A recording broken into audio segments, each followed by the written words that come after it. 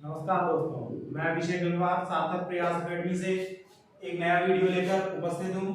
आइए आज हम जानते हैं भूकंप के बारे में। भूकंप है क्या, किसे कहते हैं भूकंप? बेटा भूकंप जो है वो दो शब्दों से मिलकर बना है। पहला है भू और दूसरा है कंप। भू का अर्थ हम लोग जानते हैं बेटा पृथ्वी होता है और कंप का अर्थ होता है कांपना। कंप का अर्थ होता है कांपना, यानी पृथ्वी का जो कांपना है वो बेटा क्या कहलाता है? भूकंप कहलाता है। भूकंप जब आता है तो पृथ्वी पर कुछ तरंगे उत्पन्न होती हैं। तो बेटा वो तरंगे कौन सी होती हैं, आइए हम जानते हैं भूकंपीय तरंगों के बारे में। भूकंपीय तरंगे, बेटा भूकंपीय तरंगे जो है मुख्यतः तीन प्रकार की होती हैं।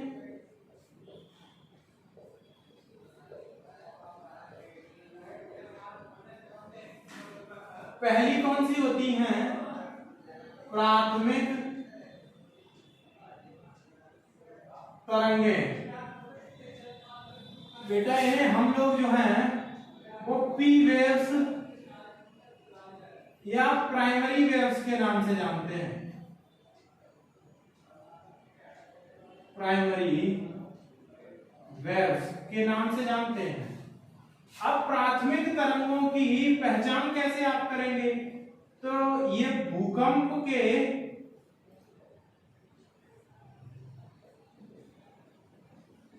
बाद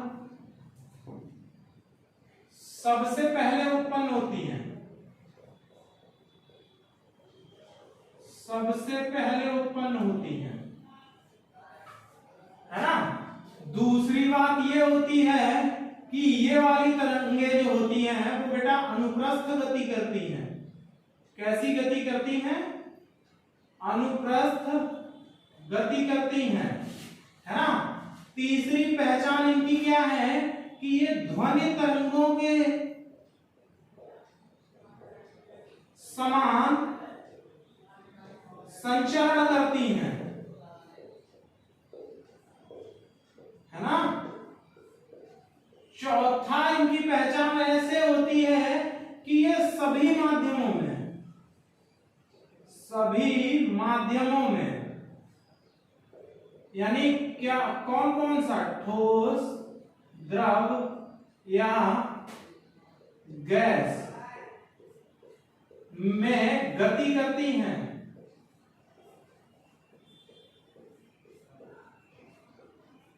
और सबसे बड़ी बात कि ये सबसे तेज चलती हैं, सबसे तीव्र गति वाली होती हैं, सबसे तीव्र गति वाली तरंगे होती हैं।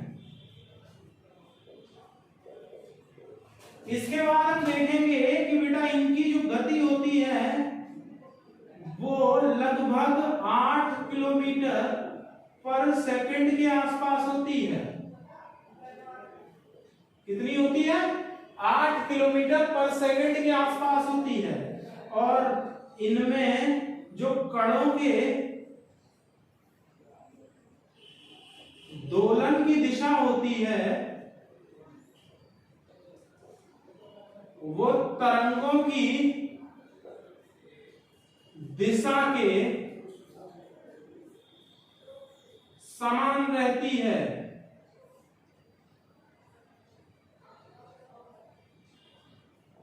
बेटा अब हमने जान ली कि प्राथमिक तरंगे क्या होती हैं।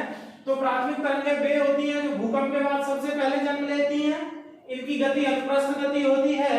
ये ध्वनि तरंगों के समान चलती हैं, सभी माध्यमों में गति करती हैं, चाहे ठोस हो, चाहे द्रव हो, चाहे गैस हो। सबसे तीव्र गति वाली भी होती हैं। इनकी गति लगभग 8 किलोमीटर पर सेकंड के आसपास होती है। और इनमें जो पृथ्वी के जो कणों में दोलन की दिशा रहती है वो तरंगों की दिशा के समान रहती है। आइए अब हम जानते हैं सेकेंडरी वेव्स के बारे में, है ना, जिन्हें हम लोग द्वितीयक तरंगे या गौड़ तरंगे या सहायक तरंगे भी कहते हैं, है ना। कौन सी है दूसरी? द्वितीयक तरंगे, है ना। द्वितीयक तरंगे बेटा कौन सी है? एस वेव्स या सेकेंडरी वेव्स।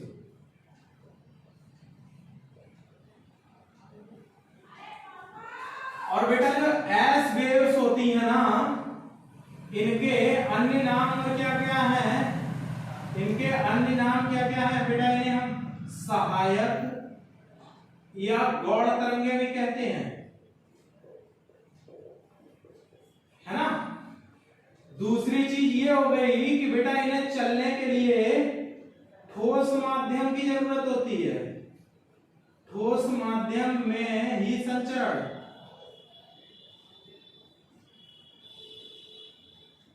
और क्या है बेटा, ये द्रव में प्रवेश नहीं करती, द्रव माध्यम में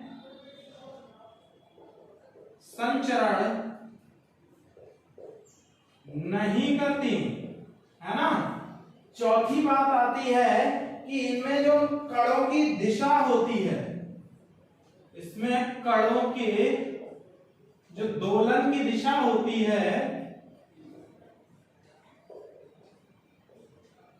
वो तरंगों की दिशा के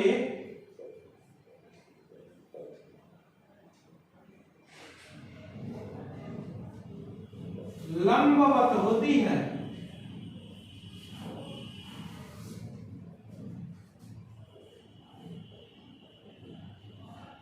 और बेटा चौथी चीज जो आपको याद रखनी है कि ये वाली प्रकाश तरंगों के समान गति करती हैं।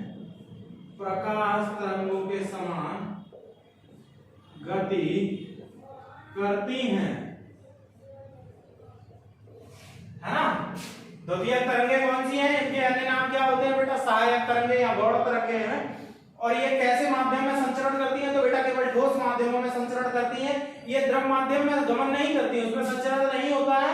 इनमें जो कणों के दोलन की दिशा होती है वो तरंगों की दिशा के लंबवत होती है। और सबसे इंपॉर्टेंट बात कि ये प्रकाश तरंगों के समान गति करती हैं। इनकी जो गति है वो ध्वनि तरंगों के समान नहीं बल्कि प्रकाश तरंगों के समान होती है ना। आइए अब हम आगे बात करते हैं तीसरे प्रकार की तरंगों के बारे में। और हमारी तीसरी तरंगे हैं सतही या धरातलीय तरंगे, है ना। इन्हें हम लोग एल वेव्स के नाम से भी जानते हैं, एल वेव्स, है ना। बेटा इनका पहले तो हम ये जानते हैं अन्य नाम क्या है। तो अन्य नाम में बेटा हम लोग देखते हैं इन्हें हम लोग लव वेव्स भी कहते हैं। इसके बाद हम आगे देखते हैं कि इनकी खोज किसने की। तो खोजकर्ता वैज्ञानिक थे बेटा एस डी लव, जिन्होंने खोजा। इसके बाद में हम बात करते हैं बेटा कि ये कैसी होती हैं। तो ये सबसे कम गति वाली होती हैं, सबसे कम गति वाली तरंगे होती हैं, है ना। इनकी गति बेटा कितनी होती है? तो इनकी गति लगभग 3 किलोमीटर पर सेकंड होती है ना। इसके बाद में हम बात करते हैं कि ये अप्रत्यक्ष तरंगे होती हैं, अप्रत्यक्ष तरंगे होती हैं, है ना। इसके बाद में आगे जब आप देखेंगे तो ये जान जाएंगे कि ये सबसे हानिकारक और विनाशकारी तरंगे होती हैं। और विनाशकारी तरंगे होती हैं, है ना। अब बेटा हम लोग जान गए कि सतही या धरातलीय तरंगे जो होती हैं इन्हें हम लव वेव्स के नाम से भी जानते हैं। इनके खोजकर्ता एस डी लव थे। सबसे कम गति वाली तरंगे होती हैं, इनकी गति 3 किलोमीटर पर सेकंड के लगभग ही होती है। ये अप्रत्यक्ष तरंगे होती हैं, ये मूलतः पता नहीं लगती, दिखाई नहीं देती क्योंकि ये धरातल के ऊपर चलती हैं, लेकिन इनकी वजह से सबसे ज्यादा हानि होती है और सबसे ज्यादा विनाश करती हैं। यानी ये सबसे हानिकारक और सर्वाधिक विनाशकारी तरंगे होती हैं। अब आइए हम जानते हैं इसके बाद कि ऐसी कौन सी प्रभाव है जो इन भूकंपीय तरंगों से या भूकंप की प्रक्रिया के बाद दृष्टिगत होते हैं। तो भूकंप के प्रभाव है ना बेटा, भूकंप के प्रभाव जो दृष्टिगत होते हैं तो दो तरह के होते हैं।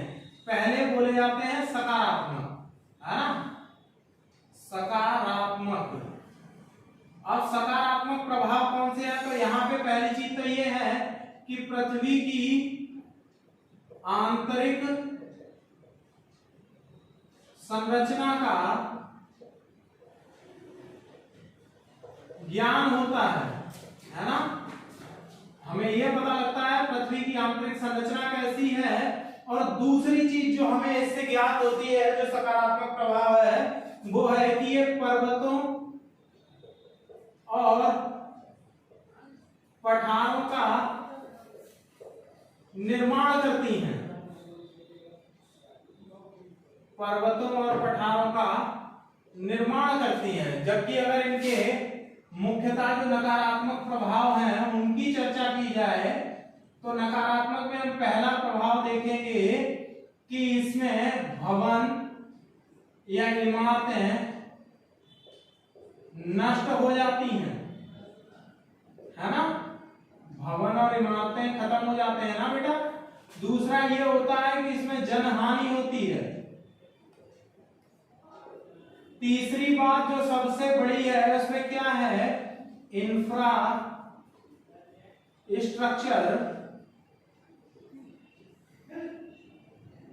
बिल्कुल नष्ट हो जाता है। इंफ्रास्ट्रक्चर बिल्कुल नष्ट हो जाता है ना। इनके सकारात्मक प्रभाव क्या है बेटा? इनसे हम पृथ्वी की आंतरिक संरचना को जानते हैं, पर्वतों और पठारों का जन्म होता है। नकारात्मक क्या है बोले बेटा? भवनें इमारतें नष्ट हो जाती हैं, जनहानि होती है और इंफ्रास्ट्रक्चर लगभग खत्म सा हो जाता है ना, और सालों तक दोबारा वैसा विकास हासिल नहीं कर पाती हैं। तो आज हमने भूकंप के बारे में जाना। इसी तरह की चीजों को जानने के लिए जुड़े रहिए हमसे। चैनल को लाइक करें, सब्सक्राइब करें और कमेंट करें। Thank you.